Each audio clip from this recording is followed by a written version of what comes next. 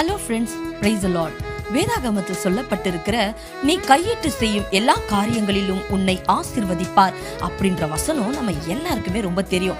ஆனா எதை செஞ்சா ஆண்டவர் எல்லா காரியத்திலும் நம்மளை ஆசீர்வதிப்பார் தெரியுமா?